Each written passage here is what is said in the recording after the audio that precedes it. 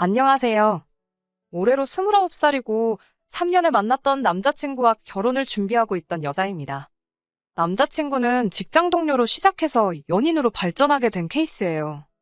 회사가 그래도 어느 정도 규모가 있는 회사고 부서가 달라서 회사 생활 2년 하는 동안 남자친구라는 사람 자체를 모르고 지냈어요.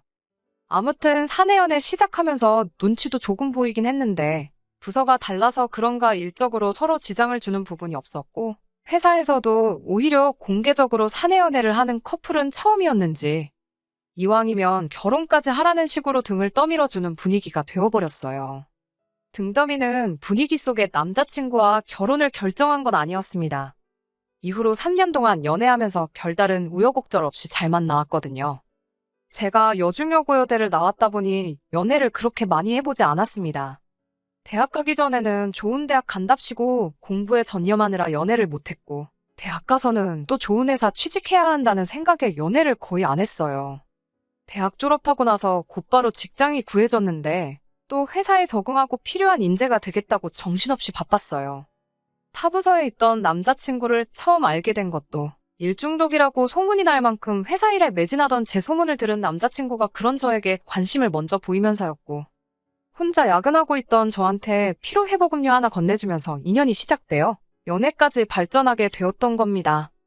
연애 많이 하면서 이 사람 저 사람 만나봤다면 이런 일도 일어나지 않았을까요? 그래도 그 당시에 남자친구가 다른 사람들과 비교했을 때 달리 보였던 건 다른 또래 남자들하고는 다르게 허세도 없고 술, 담배도 안 하는 바른 생활 청년이라는 점이었어요. 남자친구가 술을 아예 입에 대지도 않는 사람은 아니지만 먼저 나서서 술 약속을 잡는다거나 회식 때 끝까지 달리는 사람은 아니었고 딱 자기 주량만큼만 마시고 자기 관리를 철저하게 하면서 마시는 그런 사람이었습니다.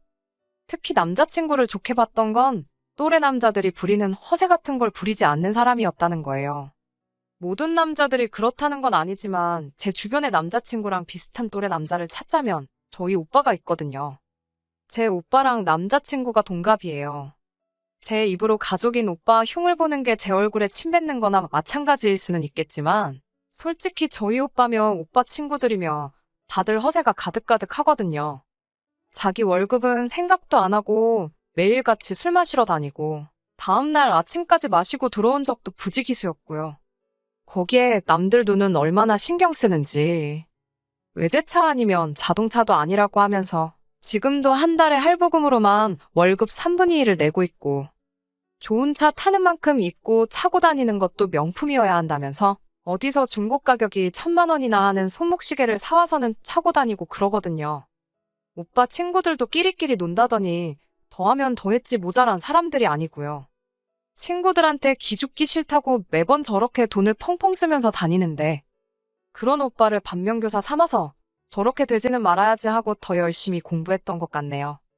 아무튼 연애를 거의 안 해본 관계로 비교 대상이 거의 없다시피 해서 저희 오빠를 예로 들긴 했지만 자기 관리 철저하고 생활 태도도 바르고 허세도 없는 그런 남자친구의 인상이 참 좋아 보였고 그렇게 서로 얼굴을 트고 지낸 지 얼마 지나지 않아서부터 연애를 시작하게 되었습니다.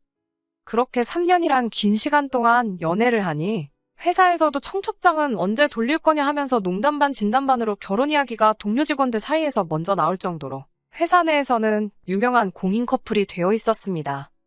제가 남자친구의 그런 면이 좋아 연애를 시작했던 것처럼 남자친구도 제가 명품 같은 것도 안 밝히고 자기 일에 최선을 다하는 그런 면이 신기하기도 하고 좋아서 제가 좋았다고 이야기를 했어요. 연애 시작하면서 결혼을 생각한 건 아니지만 주변에서도 이야기가 심심찮게 나오고 연애하는 기간이 길어지면서 저도 곧 30을 바라보는 나이가 되니 결혼 생각을 안 할 수가 없더라고요. 그리고 그건 남자친구도 마찬가지였던 것 같았어요. 남자친구는 이미 30이 넘어간 상황이다 보니 자연스럽게 결혼 생각을 하게 된 것 같고 그렇게 누가 먼저라고 할 거 없이 비슷한 시기에 서로 결혼에 대한 이야기를 나누게 되었습니다. 그렇게 무르르듯 자연스럽게 서로의 입에서 결혼 이야기가 나왔다 보니 프로포즈는 따로 받지는 못했습니다. 아무튼 그렇게 서로 결혼 생각을 하고 있다는 건 알게 되었는데 막상 본격적인 결혼 이야기로 넘어가자니 그것도 참 부담스럽더라고요. 결혼하기 전에 기본적으로 이야기해야 할 것들이 좀 있잖아요. 예를 들자면 여태까지 모아놓은 돈이 얼마나 되는지라던가 부모님 노후 준비는 어떻게 되어 있나? 신혼집 문제라던가 하는 현실적인 이야기들 말이에요. 그런데 막상 결혼 이야기가 오고 간지 얼마나 됐다고 경제적인 상황에 대해서 물어보는 게 좀 속물 같아 보이기도 하더군요.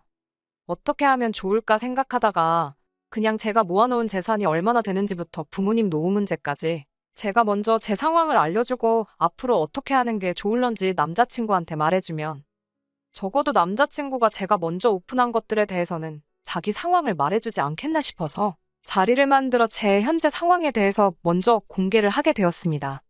당시 제가 입사 5년 차였긴 한데 딱히 취미도 없고 특히나 회사 처음 들어오고 나서는 정말 일에만 열중하고 업무에 관련된 지식이나 필요한 것들 배운다고 주말에 학원 몇 개 다녔던 것들 제외하고는 돈 쓸 일도 거의 없었다 보니 모아놓은 돈이 상당했습니다.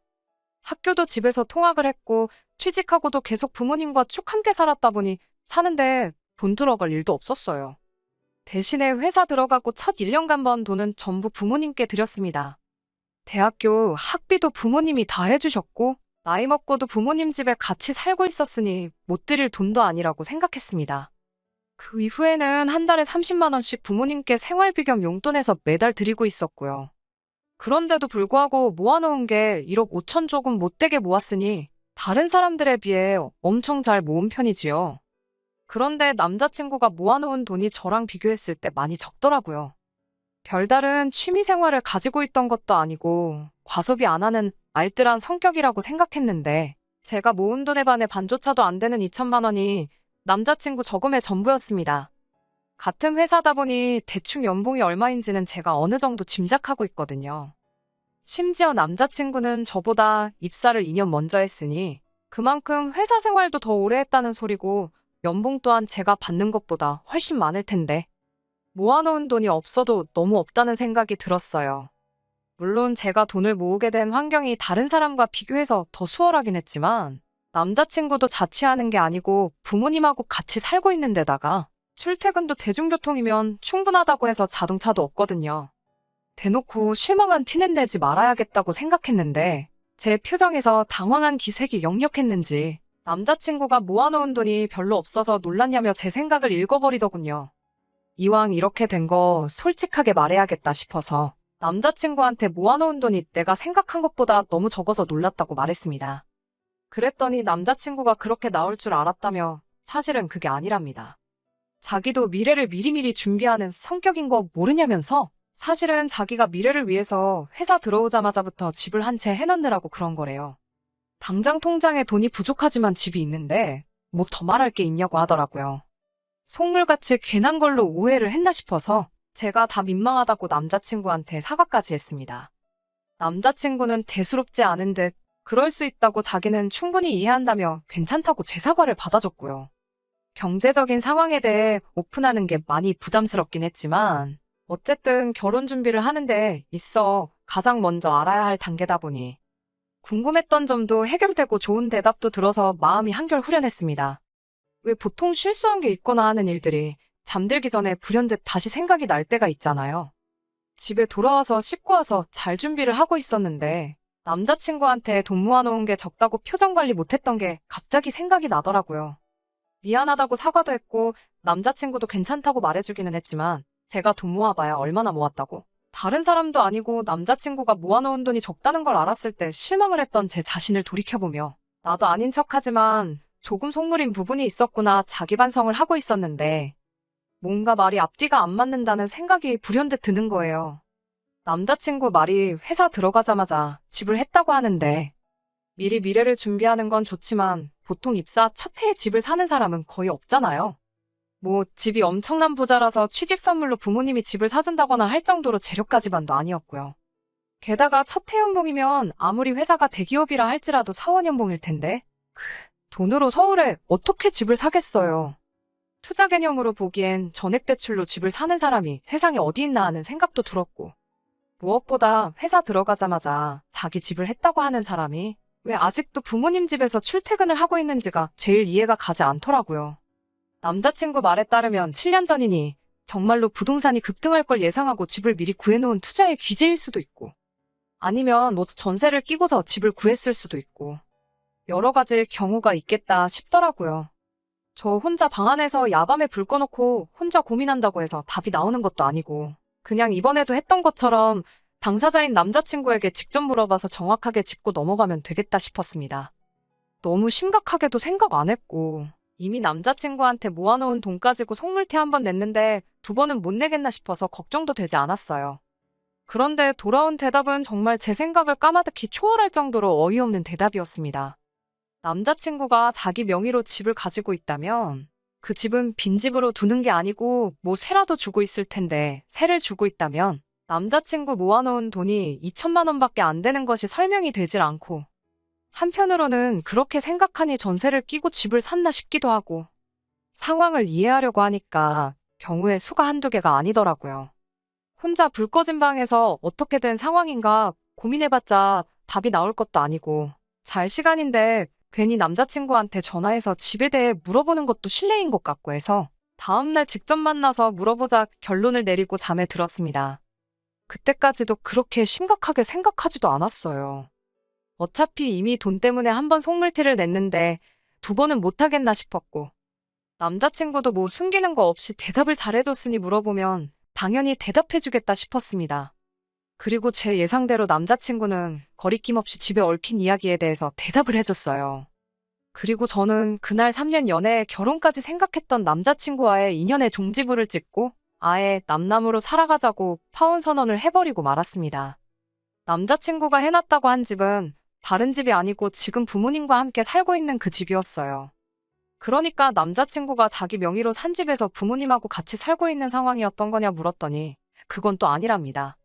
그 집은 부모님이 예전부터 자기 어렸을 때부터 쭉 살아왔던 집이고 자기가 부모님으로부터 그 집을 사기로 했다는 거예요. 그러니 회사 들어가자마자부터 월급을 부모님한테 거의 다 드렸던 거고 모아놓은 돈이 그렇게 적을 수밖에 없었던 거 아니겠냐 하는 겁니다. 그러면 우리 결혼하게 되면 부모님이 그 집을 비워주시는 거냐 물었어요. 그랬더니 남자친구가 굉장히 언짢은 표정을 하면서 그 집을 비워주면 부모님은 당장 어디 가서 살라는 소리냐고 오히려 저한테 큰 소리를 치더군요.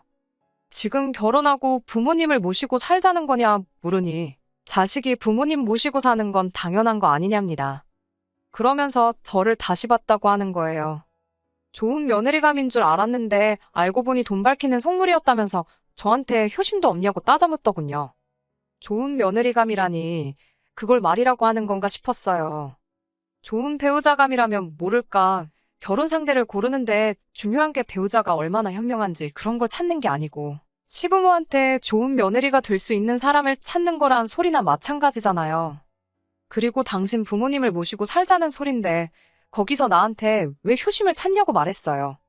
내가 효심이 있으면 우리 부모님을 모시고 살지 당신 부모님을 모시고 살겠냐고요. 제 말이 틀린 게 하나도 없으니 남자친구가 아무 말도 못하고 쩔쩔매고 있더군요. 부모님이 갈 곳이 없는데 그렇다고 결혼하니까 살던 집에서 내쫓아버릴 수도 없는 노릇 아니냐길래 여태 드린 돈은 어디다 쓰시고 갈 곳이 없다고 하는 거냐 따졌어요. 그랬더니 남자친구가 옳지 잘 걸렸다 하는 식으로 바로 말꼬투리를 잡고 늘어지더라고요. 여태 드린 돈이라고 해봐야 아직 한참 멀었다고. 2억 5천 하던 집이 5억이 됐는데 이제 절반밖에 안 들였으니 5억 채울 때까지는 모시고 살아야겠다고 하더라고요. 그럼 앞으로 계속 집값이 오르면 오르는 대로 그 돈을 채워줄 거냐고 물었습니다. 그리고 부모님이 그 돈을 받으시면 그건 부모님이 아니라 사기꾼 아니냐고 저도 강하게 나갔어요. 애초에 남자친구가 7년 전에 사기로 한 집이 부모님이 사는 그 집이 아니고 그냥 제대로 된 집을 샀으면 2억 5천에 산 집이 5억으로 2배 이상 이득을 본 거나 마찬가지인 거 아니냐고. 그런데 부모님이 7년 전에 명의이전 해주기로 한 집이 지금 집값이 2배가 됐으니 나머지 돈을 내놓기 전까지 안 해준다고 우기면 당신 부모님한테 사기당한 거나 마찬가지인 상황이라고요. 그랬더니 정작 중요한 건 생각 안 하고 저보고 지금 자기 앞에서 자기 부모님을 사기꾼이라고 했냐고 말 다 했냐고 따지더군요. 그러더니 한다는 소리가 제가 모은 돈 이어 깃지 않냐고 그 돈 주고 자기 부모님 살 집을 구해오면 그러면 부모님한테 집 비워달라 하겠다고 하는 거예요. 내가 미쳤다고 뼈 빠지게 모은 돈으로 당신 부모님 집을 왜 해주냐 따지니까 어차피 자기 부모님 돌아가시면 자기 외동아들인데 부모님 전 재산이 다 우리들 거 되는 거 모르냐입니다. 어차피 돌려받을 돈이나 마찬가지니 따지고 보면 자기 부모님이 제 돈을 관리해주는 거고, 그걸로 집을 사면 집값이 오를 테니 불려서 주는 거나 마찬가지라고.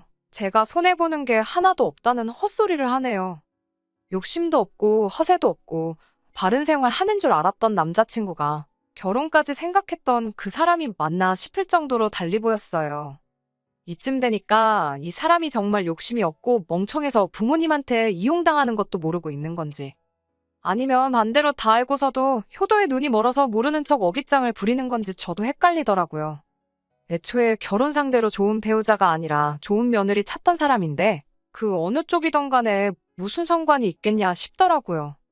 집값은 이러나 저러나 앞으로 계속 오를 텐데 그때마다 부모님한테 돈을 더 드리겠다 드는 이 사람을 상대할 자신도 없고, 그렇다고 해서 제가 뼈 빠지게 모은 돈을 가지고 이 남자랑 결혼하겠다고 내 부모도 아니고 남의 부모 살 집을 마련해주는 멍청한 결정을 내릴 생각도 없었습니다. 그래서 그냥 그 자리에서 결혼 이야기는 없던 걸로 하자고 파혼 선언을 했습니다. 그리고 결혼도 물 건너갔는데 피차 시간 낭비 더 하지 말자고. 어떤 조건을 들고 와도 나는 마음 돌릴 생각도 없으니 이제 회사에서도 회사 밖에서도 영원히 남남으로 지내자고 이별 통보까지 했습니다. 남자친구는 기어이 끝까지 고집을 꺾지 않았고 이게 다 제가 효심이 없어서 그러는 거라고 아득바득 우기면서 자기도 바라던 바라고 어디 한번 두고 보자 말하고는 자리에서 일어났어요. 그렇게 파혼하게 되었는데 연애하는 동안 참 많이 좋아하고 좋아했으니 결혼까지 생각했던 사람인데도 이상하리만치 아쉬운 마음이 들지 않더라고요. 그만큼 남자친구가 부모님한테 돈을 가져다 바치겠다는 말이 충격적이었기 때문이 아닐까 싶어요. 아무튼 그래서 결혼 이야기 나오기 시작하자마자 파혼해버리게 되었습니다. 저와 남자친구의 이별은 저희보다도 회사 사람들이 더 아쉬워했는데 그만큼 왜 파혼한 거냐는 질문을 무지하게 많이 받았어요. 연애하다 보면 헤어질 수도 있는 거 아니냐. 인연이 아니었던 거다 뭐 그런 식으로 나름 말을 아끼고 있었는데 남자친구는 아니었나 보더라고요. 회사 사람들한테 제가 돈을 너무 밝히고 시부모 알기를 우습게 아는 속물이라 자기가 먼저 파혼하자고 했다나요. 어디 한번 두고 보자는 말이 자기한테 유리하게 없는 이야기 섞어가며 제 호박씨를 까려고 했던 거였나 봅니다. 그래도 사내 연애한다고 여태껏 만나온 정이 있어서 아무 말 안 하고 있었더니 아주 사람을 천하에 둘도 없는 싸가지로 만들려고 작정을 했나 보더라고요. 저도 이렇게까진 안 하려고 했지만 당하고만은 있을 수가 없어서 회사에 남 걱정 많이 해주고 소문내기 좋아하는 직원 한 명한테 고민이 있다는 식으로 접근해 구구절절히 자초지종을 다 말해줬어요. 그리고 남자친구가 그 와중에 저한테 복수한답시고 없는 이야기 지어내고 있다는 사실까지 전부 다요. 남자 직원들이 대부분 남자친구가 한 말을 믿고 있던 눈치였는데 저는 아무래도 있는 사실을 그대로 전했고 남자친구는 없는 이야기를 지어낸 거다 보니 나중에 가서는 남자친구 편을 들어주던 남자 직원들도 하나둘씩 제 편으로 돌아서더라고요. 그리고 얼마 전에 그 말전하기 좋아하는 직장 동료에게 들었는데 남자친구가 거짓말한 것까지 쩍 소문이 퍼져서 친하게 지내던 직원들마저 등을 돌린 상황이고 회사 내에서도 신뢰가 떨어져서 이직을 준비하고 있는데 그것마저 잘 안 되나 보더라고요. 사실 확 그만둬버렸으면 좋겠는데 회사 옮기는 게 아니면 부모님한테 돈을 드릴 수가 없으니 그러진 않을 것 같아요. 아무쪼록 좋은 배우자, 아니, 좋은 며느리가 될 사람을 만나서 부모님한테 월급 퍼주면서 살면 좋겠네요. 하지만 이제는 깨달았을 수도 있겠네요. 그런 사람 아마 이 세상에 존재하지 않는다는 사실을 말입니다. 끝까지 들어주셔서 감사합니다. 오늘의 사연은 여기까지입니다. 구독과 좋아요, 알람 설정 부탁드리고 더 좋은 사연으로 다시 찾아뵙겠습니다. 감사합니다.